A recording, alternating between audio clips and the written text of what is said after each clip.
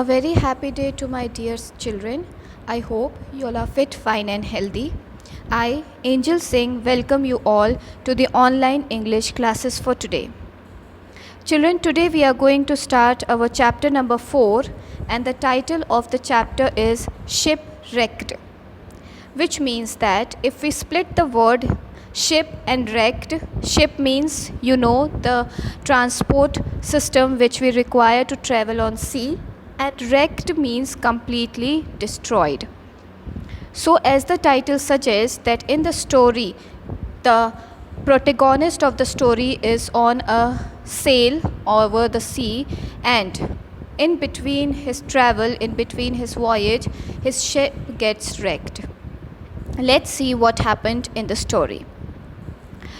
This story is about Robinson Crusoe, who stayed in Brazil and had worked hard for some years.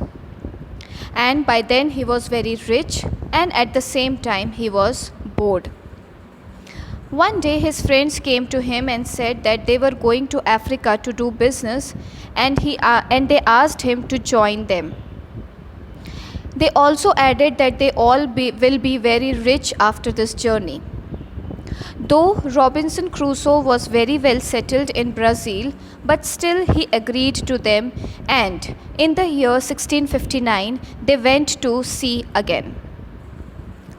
In the beginning everything went well, but after some days a terrible storm hit the sea. For 12 days the wind and the rain didn't stop. They lost their 3 men in the sea, and soon the ship had holes in its sides. Robinson Crusoe said to himself that now they are all going to die.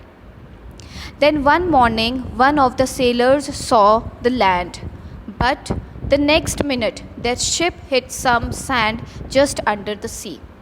Now the ship was not able to move, and they were really in danger now. The sea was trying to break the ship into pieces, and they had very little time. Here the personification is used by the author when he says the ship was trying. And now they decided to quickly get off the ship and put a boat into the sea. But the sea was very rough, and their little boat could not live for long in that wild water. Again the personification is used, which tells that their boat might also have been wrecked. Half an hour later the angry sea turned our boat over, and they were all in the water. Robinson looked around for his friends, but he could not see anybody, and now he was all alone.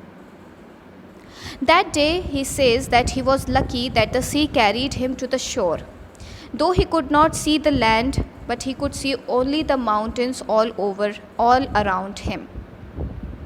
Suddenly he felt the ground under his feet, and he decided to move there. Firstly, he was very thankful that he was alive, and then he slowly went to the shore. From there he could look out his ship, and his ship was totally destroyed, and there was nobody in the water. All his friends had died. He was the only one to be alive, but it was a strange country with no food, no water, no gun or weapon. Now it was dark. The first day it was setting down, so he decided to climb up a tree, and he stayed there for the whole night, since he was afraid of the wild animals also. The next day the sea was quiet, and he looked out for his ship, and to his surprise he saw that his ship was still intact there. So he thought of to swim towards the ship on his own. He decided to go there, but he was unable to board on the ship. Instead he decided to get in through a hole on the side, but it was not easy, as there was a lot of water in the ship. But the sand under the sea was still holding the ship in one place. He saw that the back of the ship was high out of the water. So he was very thankful of it because that portion of the ship contained food. And yes, he was hungry too, so he began to eat something at once. Then he decided to take some things along with him to the shore. But reaching there was a big challenge for him. For a few minutes he struggled. He found some long pieces of wood. He tied them together with rope.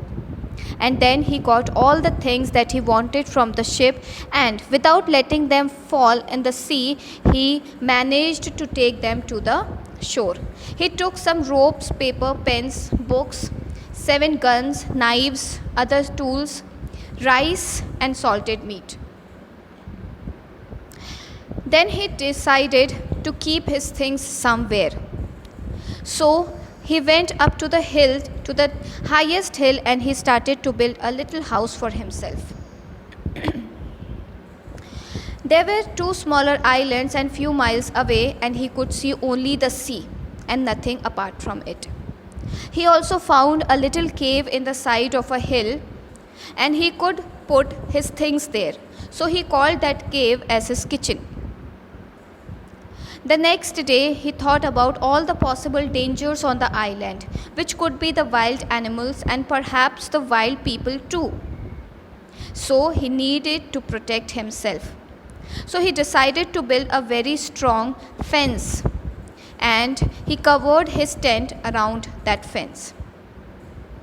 Nobody could get over it, through it, or round it. He also adds that making tents and building fences is hard work, and it needed many tools to help. So he decided to go back to the ship again to get some more things. He went back 12 times, but soon after his 12th visit, there was another terrible storm. And the next morning, when he looked out to sea, there was no ship. When he saw that the ship has gone, he felt very unhappy. And he started panicking. Of course, the fear surrounded him. The only thought that came to his mind was, now what is going to happen to him now, as he is left alone in this island without any friends? Will he be able to escape this situation ever? These were the questions that raised in his mind. Then he told himself, no, I am lucky. Why was he lucky? Why did he say this? He was lucky to be alive. He was lucky that he was strong and young. He was lucky that he had all food and tools. Then he knew that he is going to stay in this island for a longer period of time. At the same time, he also realized that he was somewhere off the coast of South America, where the ships don't often come. Maybe because of the sea condition, or maybe because of the weather conditions. And now, since he was going to stay here for a longer period of time, he cut a long piece of wood and he carved the words on it, I came here on 30th September 1659.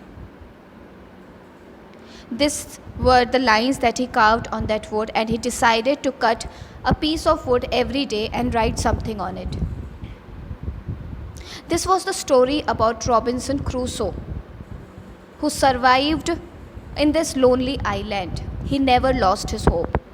The same thing today's world is going through, children.